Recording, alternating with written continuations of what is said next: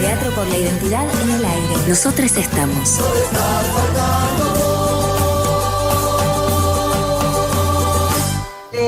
Luis Rivera López y el teatro político.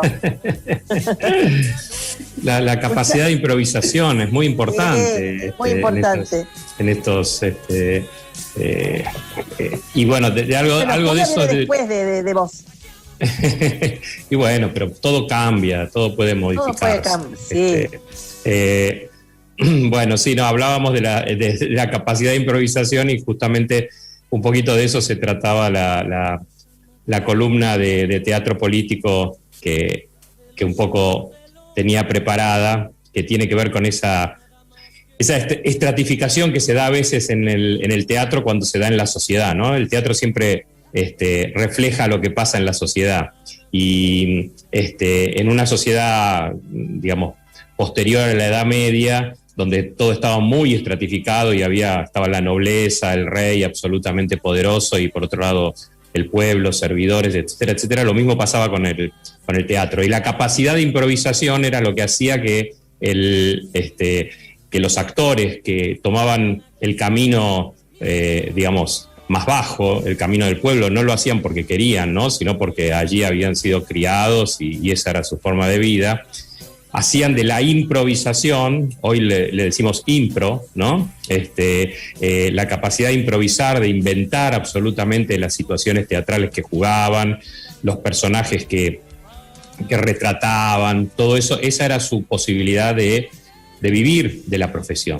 Y en realidad vienen a ser los primeros de la edad moderna, digamos, no hablemos de la antigüedad, los primeros actores profesionales, es decir, son actores que viven de su trabajo, porque al que pasaba le pedían que fuera su espectador y que contribuyera para la comida de esa noche, ¿no?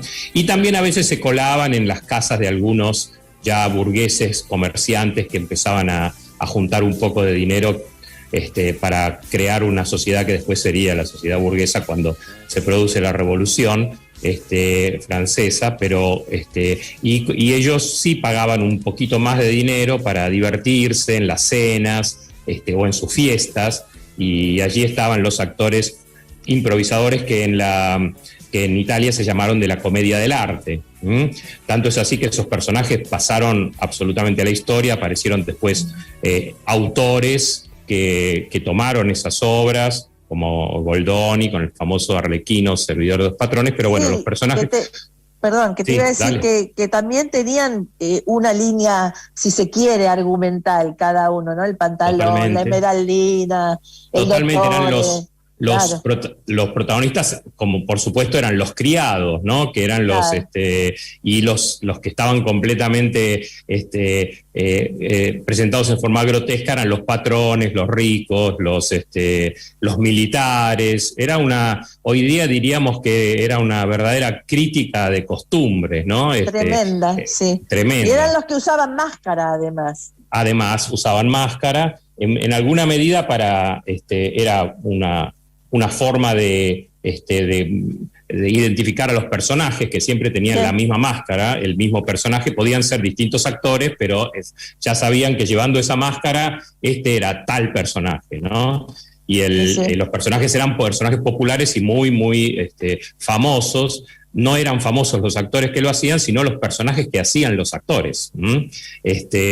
Y se producían historias que de alguna manera todos contaban que colocaban unos enormes carteles con la progresión de la historia, ¿no? Lo mismo que hacemos los actores hoy en día, detrás, entre escena y escena, que tenemos por lo menos las primeras funciones, que todavía no nos acordamos bien, la progresión dramática de lo que va a suceder, bueno, pero solamente que ellos improvisaban absolutamente todo. Entonces, primero es esta escena, después es esta otra y después esta otra.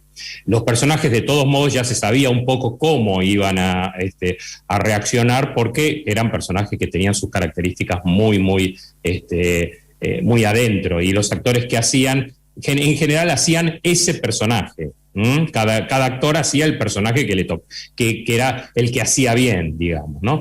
Hoy día pasa bastante parecido a veces en los circuitos comerciales del teatro. pero me interesaba la relación. El famoso hace siempre lo mismo. Claro, el famoso siempre hace de Darín, hace siempre de Darín. Claro. Bueno, que hay que hacerlo también, ¿no? Sí, por supuesto, es el que mejor hace de ese personaje. Claro, me parecía interesante la relación con lo profesional, porque paralelamente existía un teatro palaciego, famosísimo e importantísimo teatro palaciego. No es que eran pero eran vocacionales, digamos, con excepción de los directores de las compañías, los actores eran vocacionales, eran nobles que no tenían nada que hacer de sus vidas, y lo que hacían era esperar el domingo, el momento de presentarse ante sus amigos y parientes. Pero, ojo, estamos hablando de en Francia, Corneille, Racine, de gente muy importante en la historia del teatro. No es que no es que por el hecho de ser vocacionales no fueran importantes. Algo parecido a lo que pasa hoy día, ¿no? Que tenemos de repente en el circuito del off grandes actores que son vocacionales. Durante el día trabajan en otra cosa y a la noche van al teatro. Con el tiempo el profesionalismo muchas veces no fue bien visto, porque entonces no era arte, sino que era comercial. De alguna manera los actores de la comedia del arte hacían lo que el público estaba esperando, no hacían, entre medio de lo que el público estaba esperando, colaban sus propias críticas y sus propias expresiones. Pero de alguna manera era un teatro que podríamos llamar hoy popular, ¿no? El teatro popular, propiamente dicho, proveniente de los mimos y de los titiriteros que iban por los caminos, ¿no? Claro. Justamente me parecía interesante terminar con una anécdota. En aquella época, justamente en Francia, había un mandamás absoluto, que era el cardenal Richelieu, famoso, lo hizo famoso Alejandro Dumas en Los Tres Mosqueteros, que tenía absoluta pasión por el teatro. O sea, no solo quería dominar toda la sociedad, consideraba que dominar toda la sociedad era importante, pero lo más importante de todo era dominar el arte teatral. Y creó el primer gremio de autores teatrales en Francia, en donde ahí sí él les pagaba un dinero a los autores a los cuales él dejaba entrar. Pero como en ese momento habían descubierto las famosas, la poética de Aristóteles, se había traducido por primera vez al francés, era como la Biblia del teatro. Entonces había que respetar las tres unidades, que es lo que Aristóteles dice en su poética: la unidad de lugar, la unidad de acción y la unidad de personajes. O sea, la acción tenía que suceder toda en el mismo día, en el mismo tiempo, toda en el mismo lugar. Y era exactamente lo contrario de lo que pasaba con el teatro popular, en donde el escenario era un lugar completamente vacío y la acción cambiaba constantemente, mucho más cinematográficamente, cambiaba de lugar constantemente.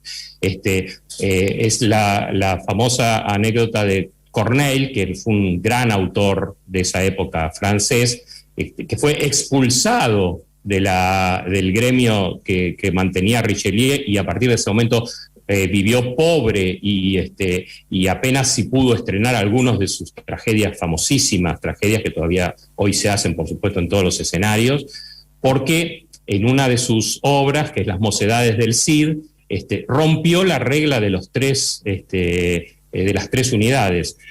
¿Por qué? Porque él estaba muy acostumbrado, era un tipo que venía de barrios populares, muy acostumbrado a ver teatro en las plazas, en donde esa regla se rompía todo el tiempo, ¿no? Pero parece que la gente poderosa tiene cierta afición a tomar reglas como inmutables y también a echar y hacer morir de hambre a los que no las cumplen, ¿no? Así es. Bueno, qué linda la columna, Luis. La verdad que siempre es un placer escucharte. No, y es muy interesante el tema de la profesión que discutíamos, hablábamos un poco antes, ¿no? De qué cosa es profesional, qué cosa no es profesional.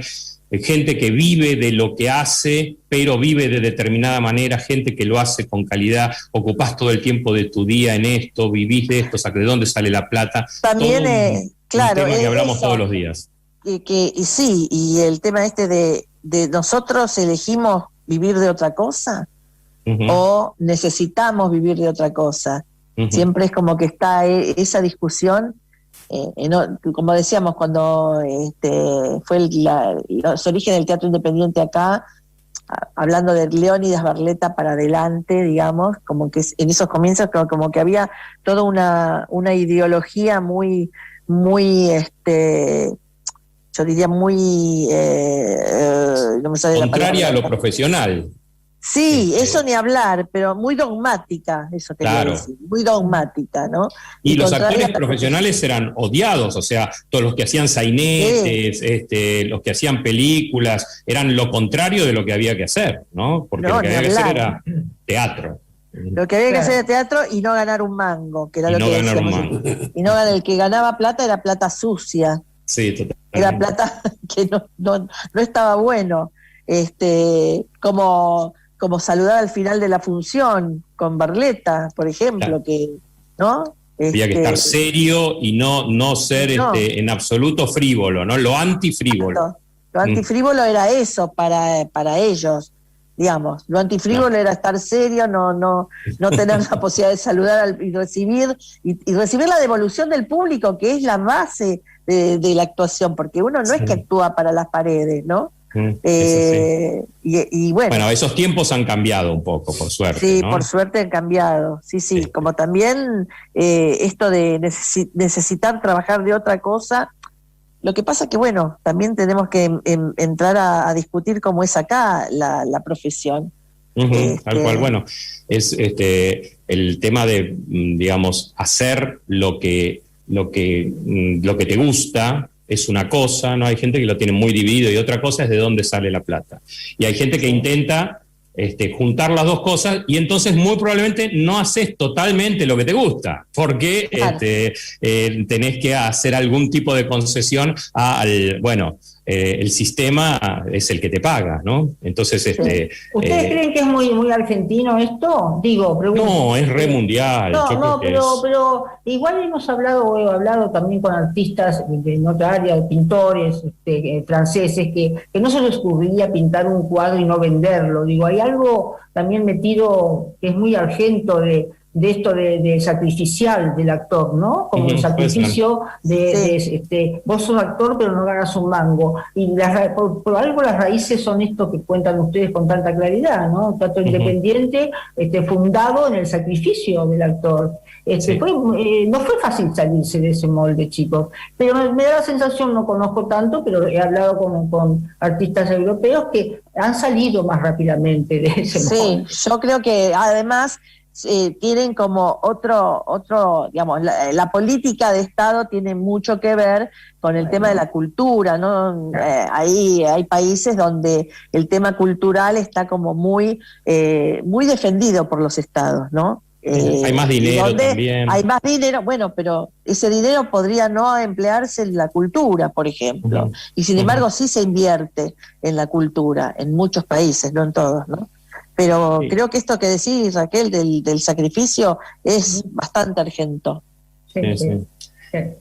Igual, como que la profesión del actor, de la actriz, siempre ha tenido que ver con el reme, ¿no?